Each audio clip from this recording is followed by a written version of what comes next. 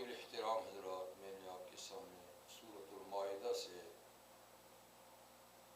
چند آیتیں تلاوت کی۔ آیات کا ترجمہ یہ ہے: اور اس وقت کو یاد کیجئے جب موسیٰ علیہ السلام نے اپنی قوم سے کہا، اے میری قوم، اللہ کی ان نعمتوں کو یاد کرو جو اس نے تم پر کی۔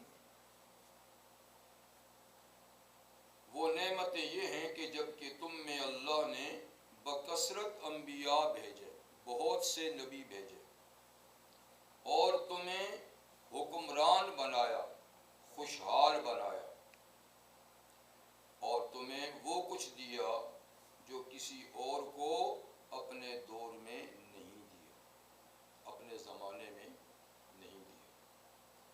اے میری قوم، مقدس سرزمین میں داخل ہو جاؤ، وہ جو اللہ نے تمہاری قسمت میں لکھ دی ہے، اور ایڑیوں کے بل مت پھرو، پیٹھ کے بل مت پھرو، تو ایسا کرو گے تو نقصان اٹھانے والے ہو جاؤ۔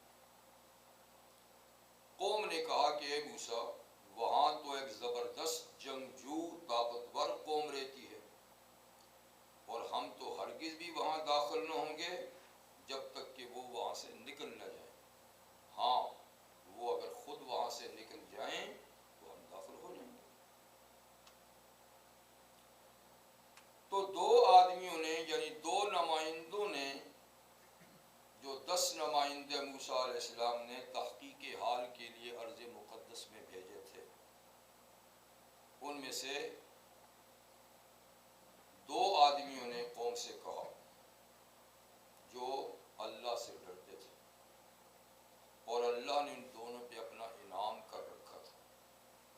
انہوں نے کہا کہ تم اس قوم پر اس کے ملک کے دروازوں میں داخل ہو جاؤ، اور جو ہی تم داخل ہو جاؤ گے تو تم ہی غالب آؤ گے۔ اور دیکھو، اللہ پر بھروسہ کرو، اللہ ہی پر چاہیے کہ تم بھروسہ کرو اگر تم ایماندار ہو۔ یہ ان آیات کا ترجمہ تلاوت کی۔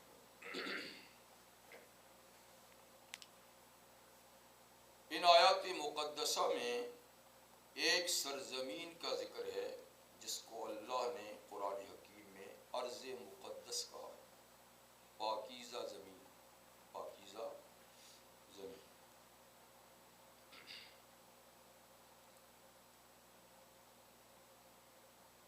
ساری کائنات اللہ کی پیدا کردہ ہے، مخلوق ہے۔ زمین کائنات کا ذرہ ذرہ اللہ کی تخلیق کا شاہکار ہے، اللہ کے دست قدرت کا سائن ہے۔ اس لحاظ سے یہ تقدس تو ساری کائنات کو حاصل ہے۔ کہ دنیا کی کسی جگہ میں چلے جائیں، کسی چیز کو بھی دیکھیں، اللہ کی قدرت کا شاہکار ہے۔ لیکن اسی اللہ کی شاہکار کائنات میں خود اللہ نے بعض چیزوں کو بعض دوسروں پر برتری عطا فرمائی، یعنی سب کو اللہ نے ایک لیول میں نہیں رکھا۔ چیزیں تو سب اللہ کی ہیں، مالک بھی وہ، خالق بھی وہ، رکھوالا بھی وہ، لیکن پھر بھی اپنی مخلوق میں مراتب کا فرق رکھا ہے اور سب کو ایک لیول، ایک درجہ نہیں دیا۔ اسی اعتبار سے ساری زمین اللہ کی ہے، لیکن زمین کے بعض خطوں اور بعض حصوں کو اللہ نے دوسرے بعض حصوں پر برتری اور فضیلت عطا فرمائی۔ تو زمین کا وہ حصہ جو سب سے زیادہ متبرک اور افضل ترین ہے، وہ تو ہے حرم مکہ، بیت اللہ اور اس کے آس پاس کا کچھ ایریا جس کو حرم کہتے ہیں۔ یہ تو متفقہ بات ہے کہ اس سے افضل ترین جگہ دنیا میں دوسری نہیں۔ اللہ اس کی حاضری سب کو نصیب فرمائے۔ جہاں اللہ کا گھر ہے، اور سب سے پہلے دنیا میں اس کائنات میں اللہ کی عبادت سے بننے والا گھر مسجد وہ ہے.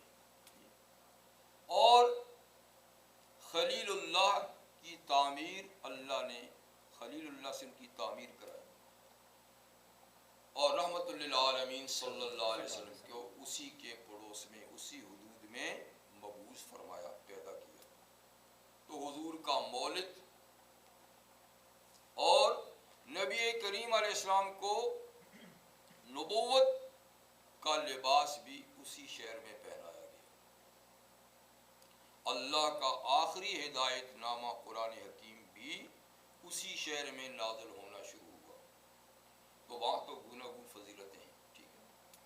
اور اسی مسجد میں ایک نماز 1,00,000 نماز کا ثواب بھی رکھتی ہے. تو سب سے متبرک جگہ کیا ہے؟ بیت اللہ، حدود حرم.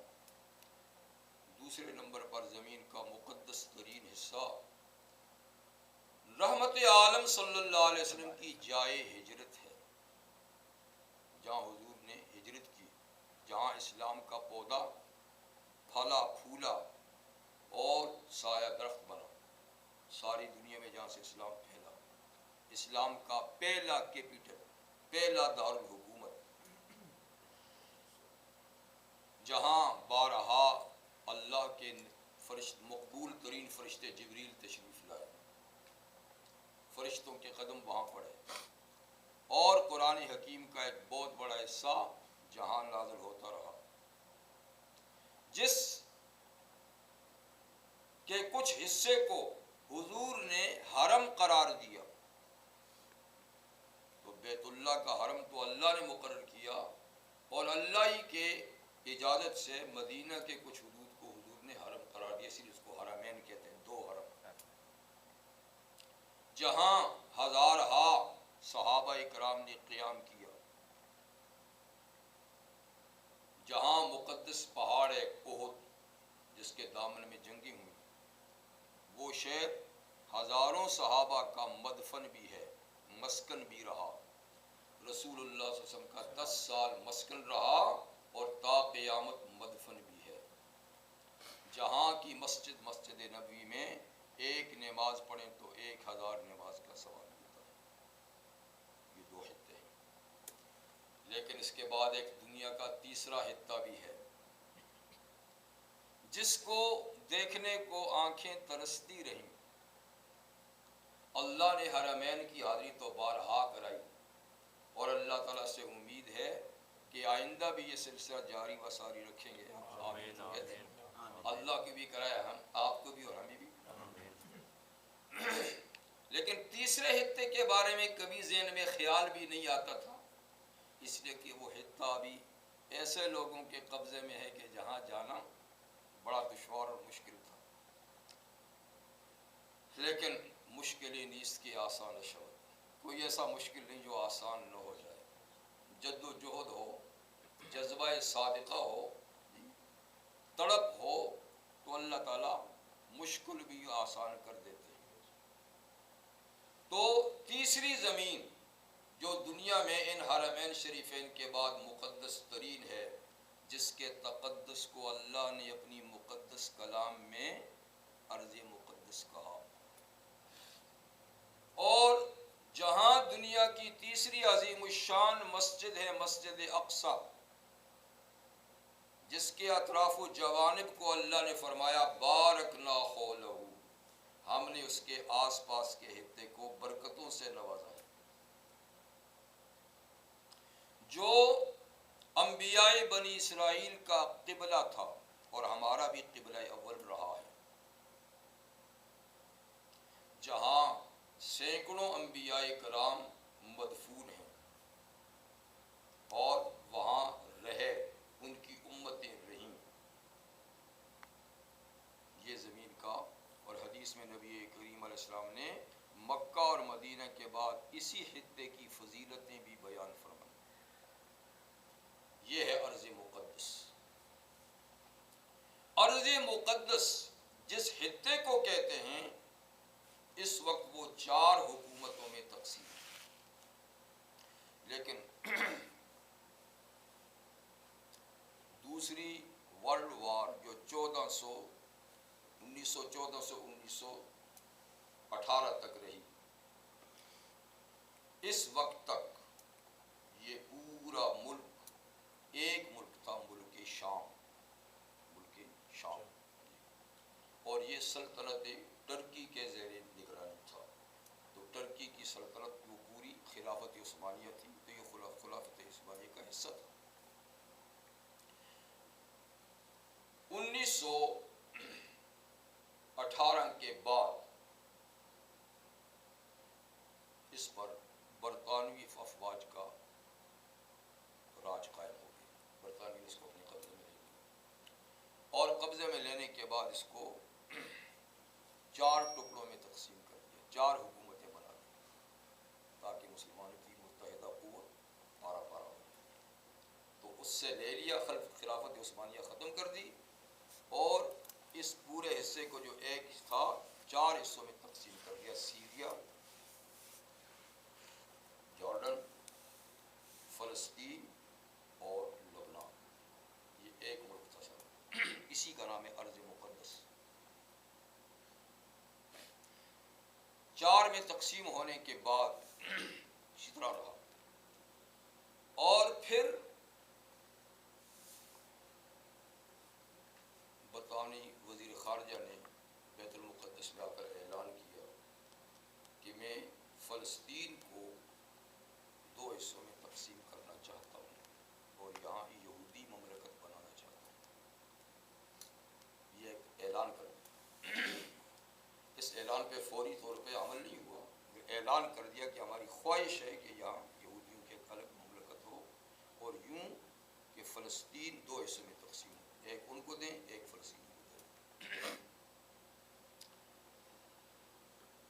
پھر ایک خاص حکمت عملی کے تحت یہودیوں کو وہاں فلسطین میں بسانا شروع کر دیا گیا. کچھ فلسطینیوں کی غلطی بھی تھی کہ انہوں نے اپنی زمینیں ان پہ بیچی، انہوں نے خریدی. اگر وہ زمینیں نہ بیچتے تو کیسے کرتے؟ اپنی غلطیاں بھی تھیں، لیکن انہوں نے بیچی، انہوں نے مہنگے داموں خریدی. تو ہوتے ہوتے ہوتے ہوتے جب وہ لوگ کافی مقدار میں آ گئے تو 1948 میں باقاعدہ فلسطین کی تقسیم کا اعلان ہو گیا کہ مشرقی حصہ یہودی گورنمنٹ ہوگی اور مغربی حصہ فلسطینیوں کا رہے گا. اور وہ تقسیم بھی کوئی برابر نہیں، 55% یہودیوں کا، 45 فلسطین. تو یوں ڈیوائڈ ہو گئی 1948 میں فلسطین. اب ارض مقدس 5 حصوں میں تقسیم ہوئی. بعد میں یہودیوں نے حملہ کر کے مغربی حصے کو بھی اپنی لپیٹ میں لے لیا، اور بیت المقدس شہر کا بھی کچھ حصہ اپنے کنٹرول میں لے لیا. پھر 1967 جو میری تعلیم کا آخری سال تھا اور ہم دور حدیث میں تھے، اسرائیل نے حملہ کر کے 3 ملکوں کو بیک وقت شکست دے دی: شام، جارڈن، مصر. فیاض العجب، چھوٹے سے ملک نے 3 بڑی مملکتوں کو ایک دم تینوں کے ساتھ ٹکرا کر دھکیل کے ان کے علاقوں میں قبضہ کیا. مصر نے تو مصالحت کر کے اپنا حصہ لے لیا، لیکن دوسرے دونوں ملکوں کا حصہ اب بھی اسی کے زیر کنٹرول اور اب تک واگزار نہیں کیا. بیت المقدس کا شہر جارڈن کے پاس تھا اور وہ بھی سارے کا سارا اس کے پاس چلا. بعد میں اب پوری ان کی گورنمنٹ ہوگی، اور پورا یہ خطہ جو ہے وہ کوئی 20,700 کلومیٹر مربع کلومیٹر کا علاقہ ہے، جس پہ اسرائیلی حکومت فلسطین سمیت کے نہیں قائم ہے. کل آبادی 7 ملین ہے، لیکن فلسطینیوں کے ساتھ جو زیادتی وغیرہ ہوئی، ان کو اجاڑا گیا، ان کو مارا گیا، جو کچھ گیا وہ بھاگ کر ادھر ادھر دوسرے ملکوں میں پناہ گزین ہوئے، کہاں کہاں گئے. اب ان کی اکثریت اقلیت میں ہو چکی ہے، اور تقریباً وہ 20% رہ گئے. باقی سب بکھر گئے، کوئی مارے گئے، کوئی دوسرے ملکوں میں چلے گئے. اور 10 1% جو ہیں عیسائی اور تیسری قومیں ہیں، 20 فلسطینی مسلمان ہیں، اور باقی جو ہیں سارے کے سارے یہودی ہیں۔ بعد میں بڑی کوششوں کے بعد مغربی حصے کے کچھ حصے کو جزوی آزادی انہوں نے دی یاسر عرفات کے دور میں، اور وہ پہلے فلسطین کے صدر بنے، لیکن وہ جزوی کلی مکمل آزادی نہیں، جس میں رملہ، بیت اللحم، جریکو، جنین اور غزہ کی پٹی، مغربی ایریا، کہ یہاں ان فلسطین کی حکومت ہوگی، اور یہ لوگ صرف داخلی خود مختاری ہے، خارجی نہیں، فوج نہیں رکھ سکتے، دفاع نہیں کر سکتے، اور کچھ نہیں کر سکتے۔ یاسر عرفات بھی چلے گئے، اب ان کی محمود عباس فلسطین کا دارالحکومت رملہ ہے، جو تل ابیب کے بالکل ساتھ ہے، اور انہوں نے اعلان کر دیا کہ بیت المقدس ہمارا دارالحکومت ہوگا، لیکن عملی طور پہ نہیں ہے، عملی طور پہ تل ابیب ہے، لیکن یہ کہ بیت المقدس نہیں۔ یہ تھوڑی سی اسٹوری میں آپ کو ارض مقدس پہ ظلم کی سنا دی۔ بہرحال یہ ارض مقدس ہے، مقدس ترین حصہ ہے، اور ایک عرصہ دراز سے دل میں خواہش تھی، تڑپ تھی کہ اللہ جیسے حرمین شریفین کی زیارت کرائی ہے اور کرا رہے ہیں، اللہ ارض مقدس اور اس تیسرے حرم اور مسجد اقصی جو رحمت عالم صلی اللہ علیہ وسلم کا کی دنیا میں منزل معراج بھی تھی، اور جہاں رحمت عالم صلی اللہ علیہ وسلم نے کم و بیش 1.25 لاکھ انبیاء اور رسل کو نماز پڑھائی، یہ وہ شرف ہے جو دنیا میں کہیں کسی کو حاصل نہیں۔ جہاں امام الانبیاء نے انبیاء کرام کو نماز پڑھائی، یہ مسجد اقصی کا وہ شرف ہے جو دنیا میں کہیں کسی کو حاصل نہیں، یہ جزوی فضیلت ہے۔ اور جہاں ہزاروں انبیاء ہے، جس مسجد کو جس کی بنیاد یعقوب علیہ السلام نے رکھی، بیت اللہ کی تعمیر سے 40 سال بعد بیت اللہ کی تعمیر خلیل اللہ نے کی، اور حضرت یعقوب کے پوتے ہیں، اس سے 40 سال بعد انہوں نے وہاں ایک بنیاد رکھی، عمارت نہیں بنائی، اور وہیں ان کو معراج ہوئی تھی۔ اس کے بعد انہی کی نسل سے حضرت داؤد علیہ السلام نے وہاں مسجد کی بنیاد رکھی۔ داؤد علیہ السلام بیک وقت نبی اور خلیفۃ اللہ فی الارض، حکمران بھی تھے، لیکن وہ تکمیل نہیں کر پائے تھے کہ ان کی وفات ہو گئی، تو ان کے جانشین حضرت سلیمان علیہ السلام، جو نبوت میں بھی جانشین، حکومت میں بھی جانشین، اور اللہ تعالیٰ نے ان کو تو ایک ایسا پاور، ایسی قوت، ایسی سلطنت عطا فرمائی کہ اللہ تعالیٰ فرماتے کہ لم یؤت احد من العالمین، ایسی حکومت دنیا میں کبھی کسی کو نہیں ملی، جنات پر، انسانوں پر، پرندوں پر، ہواؤں پر، دریاؤں پر، ہر چیز پر۔ تو انہوں نے اس مسجد کو بے مثال مسجد کے طور پہ بنایا، اور یہ مشکل ترین کام جنات کے ذریعے سے لیا گیا، دنیا سے نفیس ترین، عمدہ ترین پتھر منگوائے گئے۔ آپ نے دیکھا کہ ایک ایک پتھر ہے کہ اس زمانے میں پاورفل کرینے ورینے کوئی چیز نہیں تھی، نہ انسان نے، لیکن ایک ایک پتھر، یعنی 2 پتھر سے پورا پلر ہے، قد آدم تک ایک پتھر پہ، قد آدم تک دوسرا پتھر، تو یقین آتا ہے کہ یہ جنات ہی نے اوپر نیچے رکھے ہیں، کہیں پتہ نہیں کہاں سے تراش کے لائے ہیں۔ انہوں نے اس مسجد کی تکمیل کرائی، لیکن تکمیل سے پہلے اللہ کی طرف سے پیام اجل آ گیا، ٹائم پورا ہو گیا، ابھی مسجد مکمل نہیں تھی، تو انہوں نے اللہ سے دعا کی کہ کوئی ایسی سبیل ہو کہ مسجد نامکمل نہ رہ جائے، کیونکہ اللہ کے فیصلے تو بدلتے نہیں۔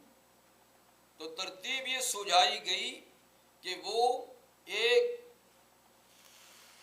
کمرہ بنائیں جس کی چاروں طرف سے شیشہ لگا ہوا ہو، اور اس میں کھڑے ہو جائیں عصا کے سہارے، اور جنات کو کام کا کہہ دیں، کھڑے رہیں۔ جب جنات ان کو کھڑا ہوا نگرانی کرتا ہوا دیکھیں گے تو وہ کام کرتے رہیں گے، اور اسی دوران چونکہ ان کی موت بھی واقع ہو جائے گی تو ہم ان کو کھڑا ہی رکھیں گے اس وقت تک جب تک کہ کام مکمل نہیں ہوا مسجد میں۔ ادھر سے کام ہو رہا ہے، ادھر سے یہ کھڑے ہیں اور ان کی وفات ہوگی کھڑے کھڑے۔ اللہ نے ان کی اس لاٹھی جس کے سہارے کھڑے تھے اس کو دیمک لگا دی نیچے سے، وہ اس کو کھاتی رہی کھاتی رہی کھاتی رہی۔ ادھر سے مسجد کا کام مکمل ہوا، ادھر سے لاٹھی اتنی بوسیدہ ہو گئی کہ وہ سہار نہ سکی ان کو اور وہ دڑام سے گر گئے۔ سورہ سبا میں اللہ تعالیٰ فرماتے ہیں فلما خر تبینت الجن ان لو کانوا یعلمون الغیب ما لبثوا فی العذاب العلیم۔ اب جنات کو خبر ہوئی کہ ہو ہمیں غیب کا پتہ ہوتا کہ یہ صاحب کب کے مر چکے ہیں تو ہم یہ عذاب علیم میں اس مشقت میں نہ رہتے۔ اوہو جی ہمیں تو خبر نہیں ہوئی، پتہ نہیں یہ کب مرے ہیں اور ہم تو کام میں لگے ہوئے ہیں۔ خیر مسجد مکمل ہو گئی۔ یہ ایک بے مثال مسجد تھی جس کو یہود ہیکل سلیمانی کہتے تھے۔ لیکن اس کے بعد کیا ہوا؟ جب ان کے بعد ان کے جانشین آئے، یہودی لوگ آئے اور انہوں نے دین میں بگاڑ شروع کر دی تو اللہ نے ان پہ عذاب مسلط کیے۔ دوسری قومیں، دوسرے حکمران مسلط ہوئے، ایسے مسلط ہوئے، لوگ بھی انہوں نے قتل کیے، اور ان کے عمل کی پاداش میں اللہ کی عظیم الشان مسجد بھی برباد ہو، کیونکہ اس کی تحفظ کی ذمہ داری تو اللہ نے نہیں لی تھی نا۔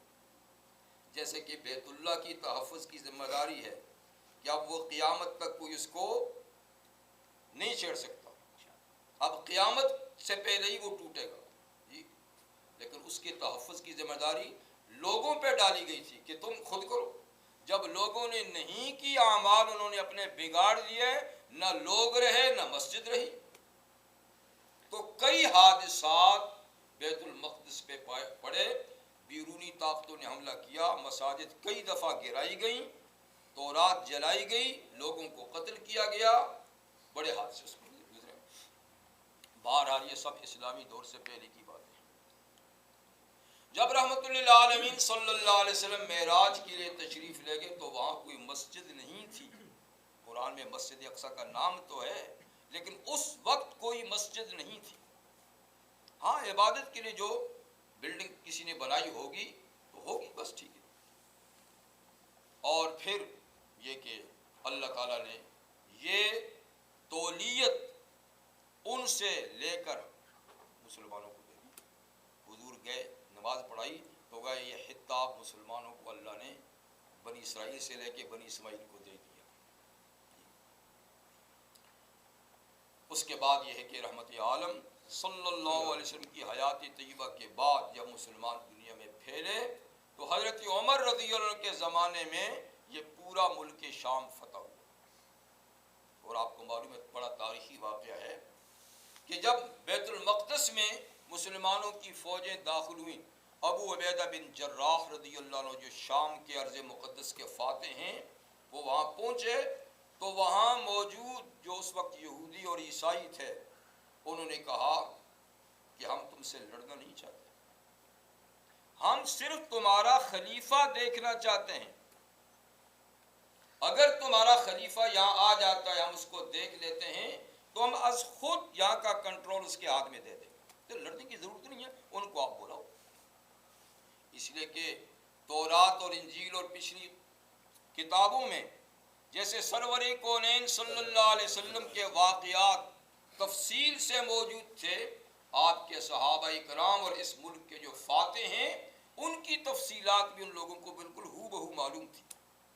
اگر وہی ہے تو لڑنے سے کوئی فائدہ نہیں، اور وہ نہ ہوا تو ہم لڑیں گے۔ چنانچہ حضرت عمر کا خط لکھا گیا اور وہ وہاں سے اپنے ایک غلام کو لے کر روانہ ہو، منزل بمنزل وہ یہاں پہنچے، میری تفصیل میں اس لیے کہ ٹائم ہی نہیں ہے، تو جب پہنچے انہوں نے حضرت عمر کو دیکھا، از خود ملک کا کنٹرول ان کے حوالے میں۔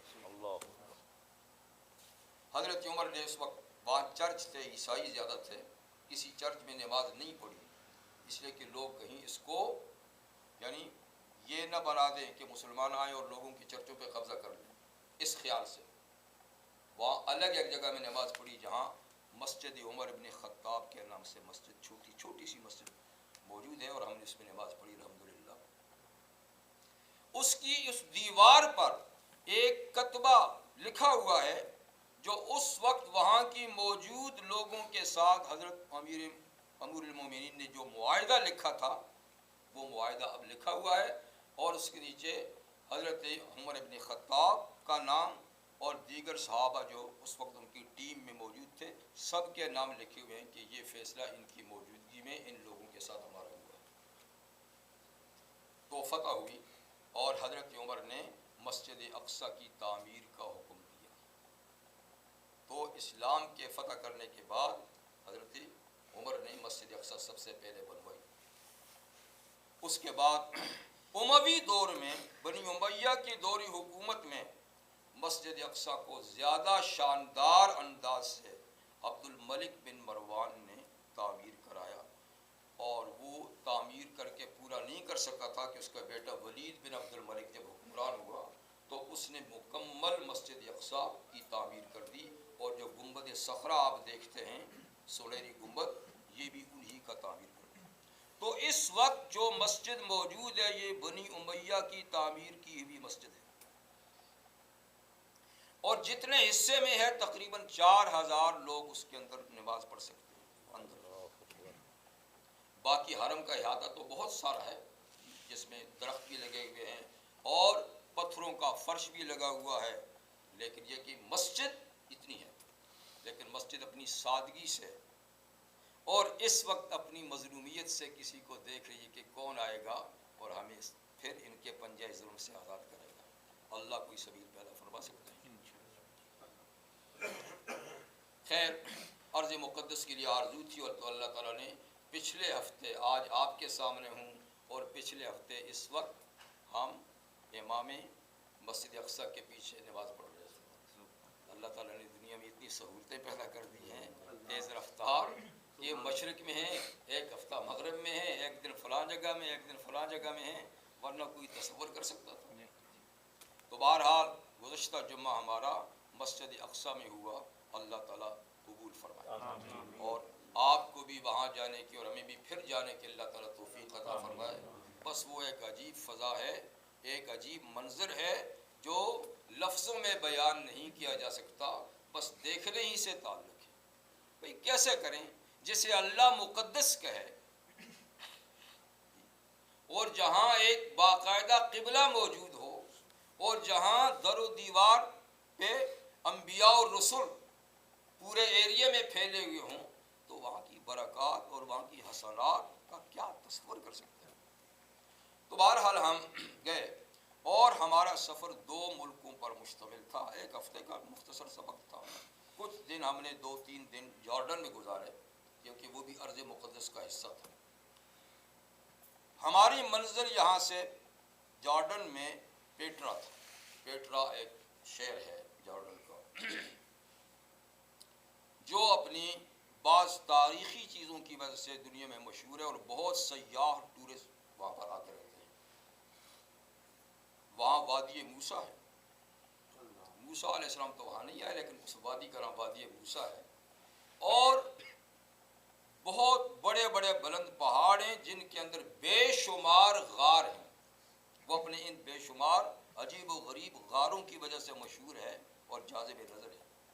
کچھ غار تو ہم نے دیکھے جو باقاعدہ تراشے خراشے گئے ہیں، بنائے گئے ہیں، لیکن کچھ ایسا بھی لگتا تھا کہ شاید یہ قدرتی غار ہو، اور ہو سکتا ہے قدرتی غار ہو۔ بہرحال وہاں مشہور ہے کہ ایک پہاڑ پہ حضرت یونس حضرت ہارون علیہ السلام کی قبر ہے۔ میں بیماری کی وجہ سے وہاں اوپر نہیں جا سکا، نیچے تک گیا، لیکن میرے رفقا اوپر تک گئے۔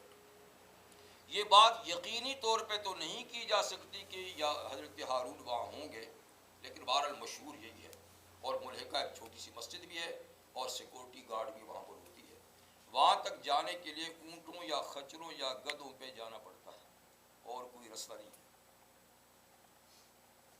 تو ایک دن ہمارا وہاں گزرا، دوسرا دن ہم وہاں سے پھر چلے، اور ہم نے جارڈن ہی میں 4 صحابہ کرام کے مزارات پہ حاضری دی جو مشہور و معروف تھے اور جن کی قبریں معلوم تھیں، ورنہ تو اس خطے میں کئی جہاد ہوئے اور وہاں سینکڑوں صحابہ کرام اور دوسرے حضرات۔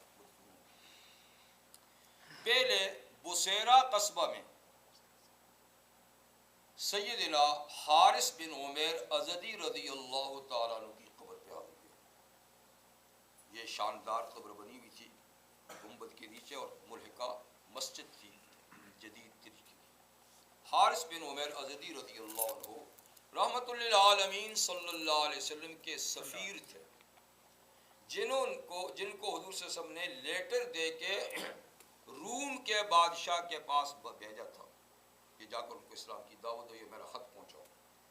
جب وہ چلتے چلتے یہاں پہنچے تو یہاں جو اس وقت رومی سلطنت کا گورنر تھا، کیونکہ شام کا علاقہ اگرچہ عرب ہے لیکن سلطنت روما کے ماتحت تھا اس زمانے میں، اور سلطنت روما عیسائیوں کی تھی، تو یہاں کے عیسائی بھی سب یعنی عرب بھی عیسائی تھے۔ تو شرحبیل بن حسنہ گورنر تھا جو یہاں رہتا تھا۔ اس نے پوچھا کہ تم کہاں جا رہے ہو، کہاں سے آئے ہو؟ انہوں نے بتایا کہ وہاں سے آیا ہوں، وہاں میں نے جانا۔ انہوں نے کہا شاید تم بادشاہ کو دعوت دینے کے لیے، کہا جی دعوت دینے کے لیے جا رہا ہوں۔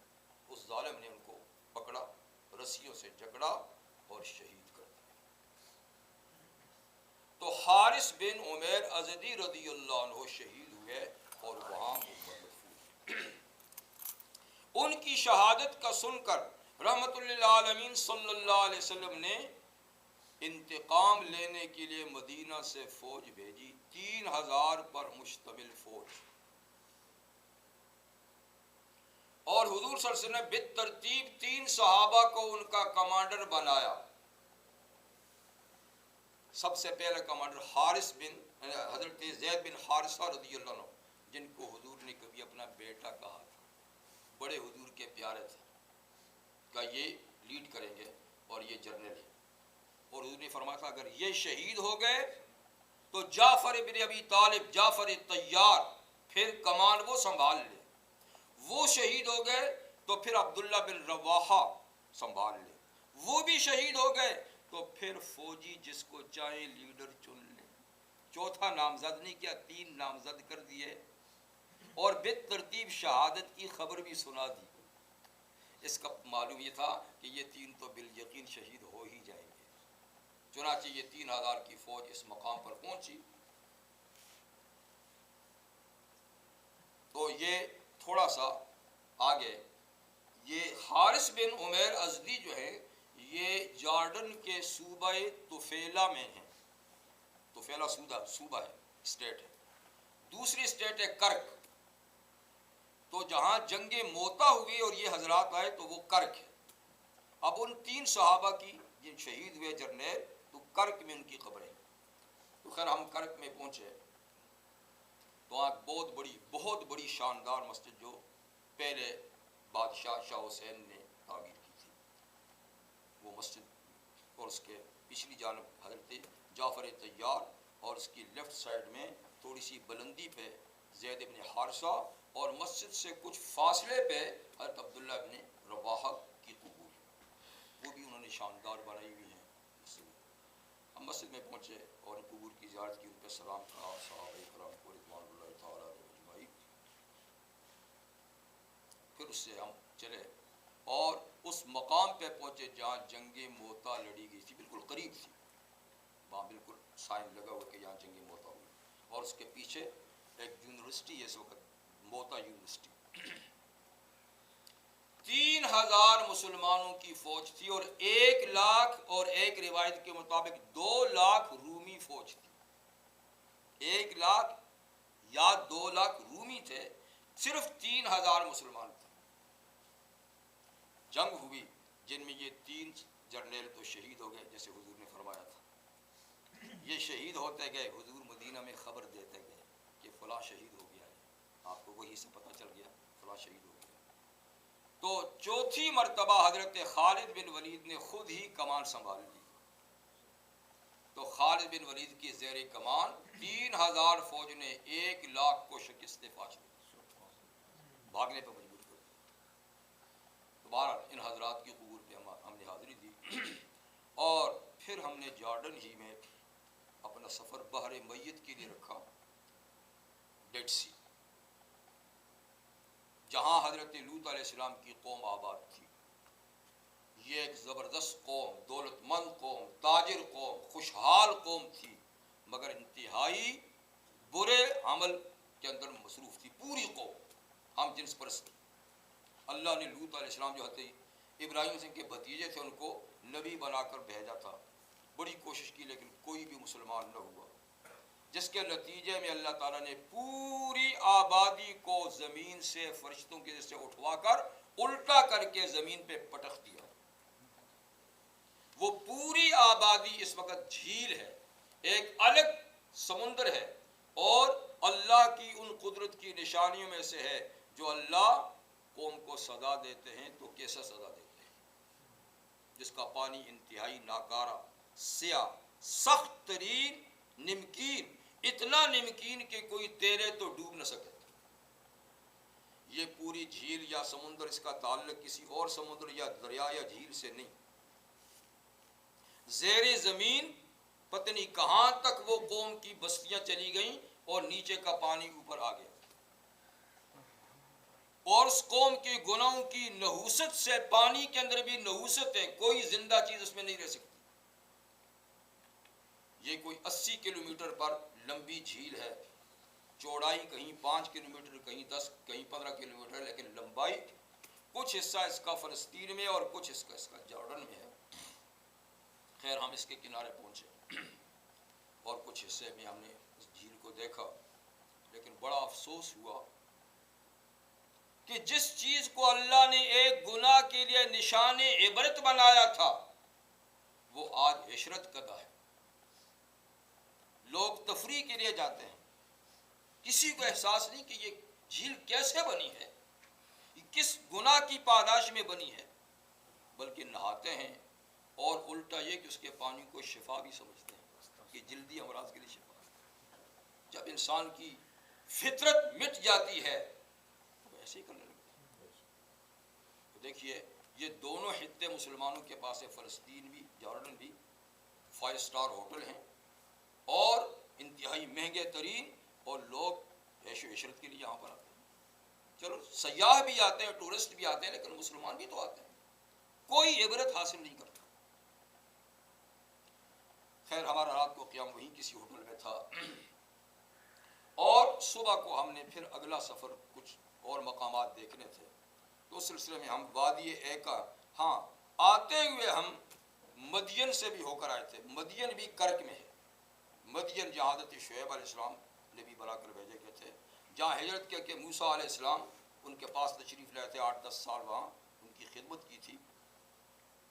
مدین میں پہنچے تو اب وہ چھوٹا سا شہر ہے، معلومات نہیں تھی، ہم نے ایک مکان کے سامنے گاڑی روکی تو اس سے پوچھا کہ یہاں ایک چشمہ ہوتا تھا اس بستی کا جس میں مدین والوں کے جانور پانی پیتے تھے، اور حضرت شعیب کی بکریوں کو پانی نہیں پینا دیتے تھے۔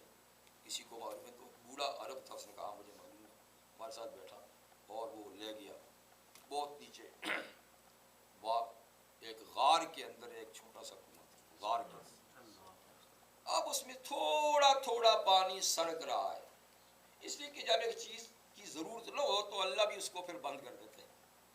اس وقت یہ واحد کنواں تھا جس سے پوری آبادی سیراب ہوتی تھی، اور اب یہ کہ بڑی مشکل سے بوتل میں تھوڑا سا پانی بھرا گیا اور گھونٹ گھونٹ ہم نے پیا۔ وہ صاحب نے بتایا کہ یہ بار یہ چٹان پڑی ہے، یہ وہی پتھر ہے جیسے وہ لوگ اس کا منہ بند کرنے کے لیے اوپر رکھتے تھے، اور حضرت موسیٰ یہیں اسی کنویں پہ پہنچے تھے، اور انہوں نے اکیلے اس پتھر کو اٹھا کے وہاں رکھ کے شعیب صاحب کی بیٹیوں کی بکریوں کو پانی پلا دیا تھا۔ 12 کنواں دیکھا، لیکن شعیب علیہ السلام کہاں رہتے تھے تو اس نے کہا وہ ایک غار میں رہتے تھے اور وہ کافی دور ہے تو ہم وہاں نہیں جا سکے۔ بہرحال ہم نے دوسرے دن واپسی پہ پھر کئی مقامات دیکھنے کے لیے وادی ایکا، اس لیے کہ شعیب علیہ السلام 2 قوموں کی طرف نبی بنا کر بھیجے گئے تھے، مدین والے اور ایکا والے۔ ایکا یہ بالکل اسی ساحل کے قریب ایک وادی ہے، دیکھا کا معنی ہوتا ہے جنگل، کچھ لوگ وہاں رہتے تھے، تو وہاں پہنچے تو حضرت شعیب علیہ السلام کی قبر کی زیارت کی، وہ وہاں پر مدفون ہے، وہ بھی مسجد کے ساتھ ملحق، مسجد میں نماز پڑھی، اور وہاں سے ہم پھر ایک پہاڑ کی طرف، کیونکہ وہ سارا پہاڑی علاقہ ہے، میدانی علاقہ نہیں، یا تو پہاڑ کی چوٹی سے نیچے تک جاؤ یا پہاڑ کی نیچے سے چوٹی تک جاؤ، تو سڑکیں ماشاءاللہ بہت ٹھیک ٹھاک لوگوں نے بنائی ہوئی ہیں، تو وہ وادی سلط کہلاتی ہے۔ وادی کا کے بعد وادی سلط میں ہم چلے تو سلط میں اوپر جا کر یہ وادی بڑی اچھی خوشگوار اور بہت درختوں اور باغات سے پر تھی، زیادہ تر درخت زیتون کے، اور یہ پورا علاقہ زیتون کا علاقہ کہلاتا ہے۔ زیتون ایک انتہائی مبارک درخت ہے جس کے مبارک ہونے کا سورہ نور میں اللہ نے ذکر کیا ہے، من شجرۃ مبارکہ زیتونہ لا شرقیہ ولا غربیہ۔ حضور صلی اللہ علیہ وسلم نے فرمایا کہ کلو من زیتہ ودہن، کلو من ثمر ودہن من زیتہ، یعنی زیتون کا پھل کھایا کرو، اس کے تیل سے مالش کیا کرو، کیونکہ یہ ایک بابرکت درخت کا، یہ پورے خطے میں سب سے زیادہ درخت پودے زیتون کے، ابھی نیا نیا پھل آیا تھا، کھانے کے قابل نہیں تھا۔ خیر ہم وادی میں گئے تو بہت بڑا شہر تھا، اور بتایا کہ یہ جارڈن کی دوسری بڑی سٹی ہے۔ جارڈن میں 3 بڑے شہر ہیں، سب سے بڑا تو عمان ہے۔ یہ بھی بتاتا چلوں کہ جارڈن کی پاپولیشن جو ہے وہ 6 ملین ہے، ملک بڑا ہے مگر 6 ملین ہے، جس میں سے 3 ملین صرف عمان جو دارالحکومت ہے اس میں رہتے ہیں، 1 ملین اسی سلط میں رہتے ہیں، اور 1 زرقہ میں، اور باقی 1 ملین مختلف چھوٹے بڑے قصبات میں۔ تو ہم اس کی چوٹی پہ چڑھے تو وہاں مسجد کے ساتھ حضرت یوشع بن نون کی قبر تھی علیہ السلام۔ یوشع بن نون اللہ کے وہ نبی ہیں جو موسیٰ علیہ السلام کے رفیق سفر تھے، جن کا سورہ کاف میں ذکر ہے، اور موسیٰ علیہ السلام کے بعد اللہ نے ان کو نبی بنایا تھا، اور حضرت یوشع بیت المقدس کے پہلے فاتح نبی ہیں۔ جب سے بنی اسرائیل اس ملک سے گئے، یوسف علیہ السلام یعقوب علیہ السلام کے زمانے کے بعد اپنے ملک کے پہلے فاتح یوشع بن نون ہے، اس لیے کہ بنی اسرائیل، جیسے ان آیات میں اللہ نے ذکر فرمایا، جب بنی اسرائیل واپس مصر سے آئے تو انہوں نے جہاد سے انکار کر دیا تھا، موسیٰ علیہ السلام کی زندگی میں وہ نہیں آئے۔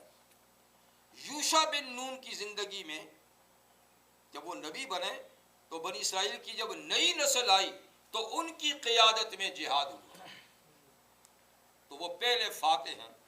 بہرحال ان کی قبر پہ حاضر ہوئی، اور اس کے بعد ہم منزل بہ منزل دوسری جگہوں میں بھی گئے، عمان بھی گئے تھوڑی دیر کے لیے، تو واپس پھر اپنے اسی مقام پہ رات کو آ گئے۔ تیسرے دن پھر ہم نے وہاں سے سفر کیا، اور اب جبل موسیٰ پہ ہم گئے جو اس کے بالکل قریب تھا، جس کو جبل نبو کہتے ہیں۔ اس کے اوپر، اس کی چوٹی پر اس وقت تو عیسائیوں کا قبضہ اور چرچ بنا ہوا ہے، لیکن کہتے ہیں کہ موسیٰ علیہ السلام کی قبر بھی یہاں ہے، لیکن وہ چونکہ چرچ زیر تعمیر تھا اس لیے اندر جانے کا موقع نہیں تھا، اور یہ بات یقینی بھی نہیں کہ موسیٰ علیہ السلام کی قبر وہاں پر ہو، یہ یقینی بھی نہیں، تام مشہور یہی ہے، لیکن اس کی چوٹی تک ہم گئے، اور وہ وہاں سے دور فلسطین کا ایریا بھی نظر آتا ہے، اتنی بلند ہے۔ یہ ہمارا جارڈن کا سفر تھا۔ ہاں یہ بات کہنی بھول گیا تھا کہ ہم نے اسی سلط پر جب یوشع بن نون علیہ السلام کی زیارت کی تو ہمیں بتایا گیا کہ یہاں ایوب علیہ السلام کی قبر بھی ہے۔ نشاندہی پہ ہم وہاں گئے تو وہاں ایک مسجد زیر تعمیر تھی، لیکن قبر وہاں موجود نہیں تھی۔ معلوم ہے کہ وہ قبر زمانہ ہوا ہے، مٹ گئی ہے، ہموار ہو گئی ہے، ہو سکتا ہے کہ وہ مسجد کے بنانے کے بعد اس کو نئے سرے سے، لیکن وہ جگہ بتائی گئی کہ اس احاطے میں ان کی قبر تھی۔ خیر وہ تو انبیاء کرام کی سرزمین ہے، نہ معلوم کتنے انبیاء کرام، صحابہ کرام وہاں پر اور بھی مدفون ہوں گے، یہ جن کی نشاندہی ہو سکی وہ بھی۔ ایسے ہی دوران سفر ایک جگہ ہمیں بتایا کہ یہاں مقام نوح علیہ السلام ہے۔ مقام کا لفظ جب وہ لوگ بولتے ہیں تو اس سے قبر بھی مراد ہوتی ہے، اور ویسے نشست بھی مراد ہوتی ہے، کہ کبھی کوئی آیا اور یہاں بیٹھا اور چلا گیا، اس کو بھی مقام کہتے ہیں، اور کبھی کوئی آیا اور یہیں مدفون ہوا، اس کو بھی مقام کہتے ہیں۔ تو کہا یہ مقام نوح ہے، وہ ایک قبرستان میں ایک عمارت تھی چھوٹی سی، ہم وہاں پر گئے تو مقفل تھی، تالا لگا ہوا تھا، چابی بردار موجود نہیں تھا، لیکن ہم نے درجوں سے دیکھا تو وہاں بھی قبر بنی ہوئی ہے، لیکن گائیڈ نے بتایا کہ یہ ان کی قبر نہیں ہے، یہاں کہیں گزرے ہوں گے، کسی کو کوئی وہاں سے گزر بھی جائے وہاں بھی قبر بنا دیتے۔ تو خیر یہ ہمارا سفر تھا وہاں کا۔ اس کے بعد ہم نے اب اسرائیل جانا تھا، بیت المقدس جو ہمارا اصل منزل تھی جہاں جانا تھا۔ تو جمعرات کو، آج سے ایک دن پہلے صبح موسیٰ علیہ السلام کے جبل کی دیکھنے کے بعد ہم بارڈر پہ گئے، کنگ حسین جسر جہاں خروج لگایا وہاں سے نکلنے کے لیے، اور آگے پھر ہمیں دوسری بارڈر پہ پہنچایا گیا جو اسرائیل کی تھی، جہاں داخل ہونا تھا۔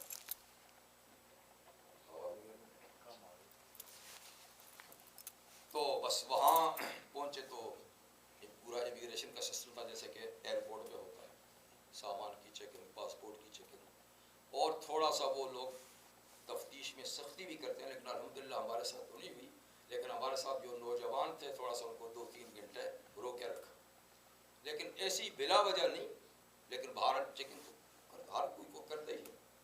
تو وہاں سے فارغ ہونے کے بعد ہم وہاں کی گاڑی میں بیٹھے تو ہم سب سے پہلے فلسطین کے شہر اریحا پہنچے، جس کو اب جریکو کہتے ہیں۔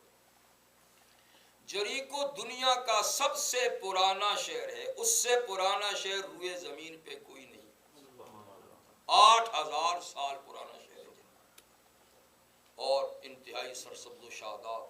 اب تو بیچارہ وہ بھی یتیم ہو گیا ہے، لیکن کسی زمانے میں جریکو دنیا کا انتہائی متمدن، خوشحال اور سرسبز و شاداب، نہروں اور چشموں والا شہر تھا۔ خیر ہم پہنچے اور ہم نے وہاں زور کے نماز بھی پڑھی اور کھانا بھی ہوٹل میں کھایا، اور پھر اس کے بعد مختصر سے ٹھہرنے کے بعد ہم بیت المقدس کے لیے روانہ ہوئے، جو اصل ہماری دلوں کی دھڑکن تھی، اور جس کو دیکھنے کے لیے آنکھیں ترس رہی تھی۔ تو ہم بیت المقدس کی وہ بالکل قریب ہے، اب بیت المقدس میں داخل ہوئے۔ بیت المقدس جس کو القدس کہتے ہیں، بیت المقدس ہم کہتے ہیں، وہاں اس کو القدس کہتے ہیں۔ القدس یہ چند پہاڑیوں پر ہے، سطح زمین سے چند پہاڑیوں پر ہے اونچائی میں۔ جریکو یہ میدانی علاقہ ہے، یہ پہاڑی علاقہ ہے، پہاڑ، اور بالکل سنٹر کی پہاڑی پہ بیت المقدس کی مسجد اقصیٰ اور حرم مسجد اقصیٰ ہے، اور اولڈ سٹی، پرانی سٹی جو ہے وہ وہاں پر ہے۔ باقی اب دوسری پہاڑیوں پر دائیں بائیں اب نیا شہر آباد ہوا ہے۔ تو خیر ہم پہنچے ہوٹل میں، اور اس کے بعد جلدی جلدی ہم تیار ہو کر مسجد اقصیٰ پہنچے، اور مغرب کی نماز ہم نے مسجد اقصیٰ کے اندر پڑھی۔ تو پھر ہماری کیا کیفیت ہوگی، اب اس کو میں ذکر نہیں کر سکتا، کہ جو اصل تمنا تھی اللہ نے آج ہماری وہ تمنا پوری کی۔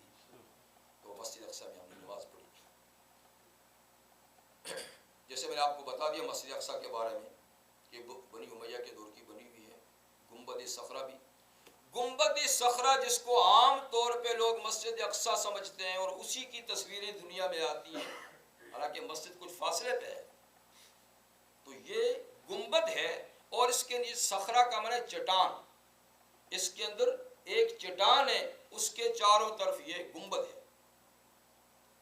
اندر سے چونکہ کنسٹرکشن ہو رہی تھی، بہت پرانا ہے، اس لیے اس چٹان کو تو انہوں نے بند کیا ہوا تھا، ہم نہیں دیکھ سکے، لیکن وہاں ایک چھوٹا سا مینارہ ہے، اس کو کھلا چھوڑا تھا، اور اس میں لوگ جاتے تھے، اور اس میں صرف ایک ہاتھ اندر جانے کا رستہ تھا، اندر ہاتھ ڈالتے تو ایک پتھر پہ ہاتھ لگتا تھا، نکالو تو خوشبو آتی تھی۔ معلوم ہے خوشبو لوگ لگاتے تھے یا قدرتی آتی تھی؟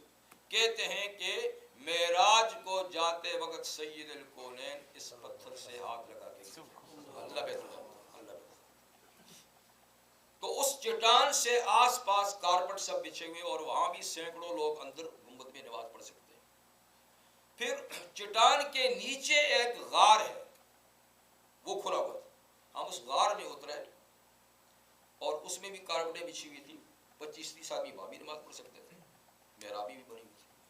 باہر اس کے اندر سے دیدار کیا، وہ گنبد باقی فرش جو ہے حرم کا اس سے قدرے 10-12 سیڑھیاں اونچا ہے چاروں طرف سے، یعنی گنبد تک جانے کے لیے کئی سیڑھیاں اٹھ کے جاتے ہیں، پھر اس کا اندر باہر بڑا صحن ہے پتھروں کا بنا ہوا، پھر اس کے اندر جانے کے لیے گیٹ ہے وہ سارا، اور 12 دریا بھی چاروں طرف بنی ہوئی ہیں، کبھی کبھی آپ نے دیکھی ہوگی محراب نما گنبد سے باہر، وہ ایک نہیں ہے 5-6-7 ہیں، آس پاس چھوٹے چھوٹے اور بھی گنبد ہیں، لیکن اتنی تفصیلی ظاہر بات ہے مختصر وقت میں تو آدمی نہ گھوم سکتا ہے، نہ دیکھ سکتا ہے، نہ معلوم کر سکتا ہے۔ مسجد کے بائیں سائڈ میں حضرت سلیمان علیہ السلام کی فوجوں اور گھوڑوں کا استبل تھا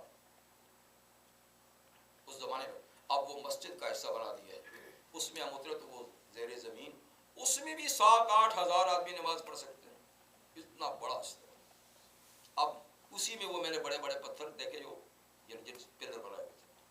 خیر دوسرے دن پھر جمعے کی نماز ہم نے ماشاءاللہ وہاں پڑھی، یہ گزشتہ جمعہ، اور پھر ہفتے کے دن بھی ہم نے عشاء کی نماز، اس طرح 3-4 نمازیں پڑھی، اور ایک امام سے ہماری ملاقات ہو سکی جو عشاء اور فجر کی نماز پڑھتے ہیں، ماشاءاللہ لمبے قد کے گورے سفید، علی عباسی ان کا نام تھا، بڑے خوش ہوئے، وہ پاکستان بھی کئی دفعہ جا چکے ہیں اور انگلینڈ دوسرے ملکوں میں بھی جاتے رہتے ہیں، باقی ائمہ سے ملاقات نہیں ہوئی، لیکن کئی ائمہ جو جمعے کی نماز کے لیے الگ ہیں، باقی نمازوں کے لیے الگ ہیں، کئی مؤذن ہیں، تو بہرحال ایک پرفضا معطر فضا تھی۔ ہم 2-3 دن باہر رہے، اور اس کو دیکھنے کے بعد ہم جبل زیتون جو دوسرا پہاڑ ہے ساتھ ہی ملحقہ، اس پہ گئے۔